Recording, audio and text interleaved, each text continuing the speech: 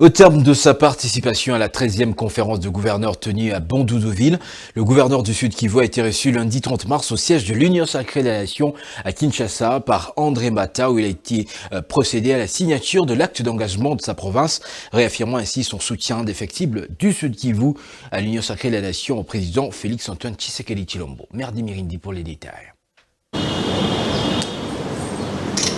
C'est André Mbata, secrétaire permanent de l'Union sacrée de la Nation, qui a reçu le gouverneur du Sud Kivu, Jean-Jacques Pouroussi, afin de procéder à la signature de l'acte d'engagement de sa province à la plateforme, consolidant ainsi son alignement à la dynamique impulsée par le président Félix-Antoine Tshisekedi Tshilombo. En tant que gouverneur de la province du Sud Kivu, donc représentant spécial du président de la République démocratique du Congo, son Excellence le président Félix-Antoine Tshisekedi Tshilombo, je suis passé ici au siège de l'Union sacrée pour dire encore une fois notre fidélité, notre ferme engagement, notre appartenance totale à l'Union sacrée.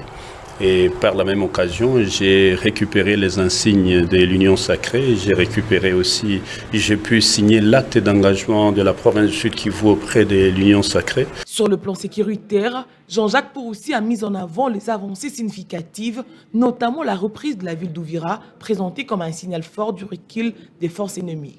Dans la même dynamique, la reconquête de Bukavu reste une priorité annoncée, tandis que d'autres opérations sont en préparation pour rétablir l'autorité de l'État sur l'ensemble du territoire. Nous disons encore une fois merci au président de la République d'avoir apporté espoir à la population du Sud Kivu.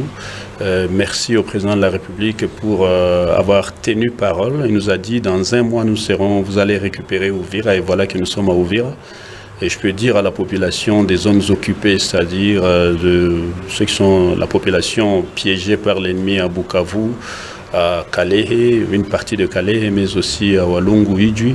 Rester vigilant, le président Tshisekedi se bat sur le plan diplomatique, le plan politique et le plan militaire, et que bientôt nous serons de retour à Bukavu, enfin partout, donc toutes ces zones occupées, nous allons les récupérer. Au-delà du volet militaire, le gouverneur incite sur l'état d'esprit de la population, désormais porté par un optimisme croissant et un soutien affirmé aux initiatives du chef de l'État. Entre engagement politique, espoir de stabilité et volonté d'unité nationale, le Sud Kivu se positionne comme un acteur déterminé dans la quête de paix et de sécurité en République démocratique du Congo. Salutations.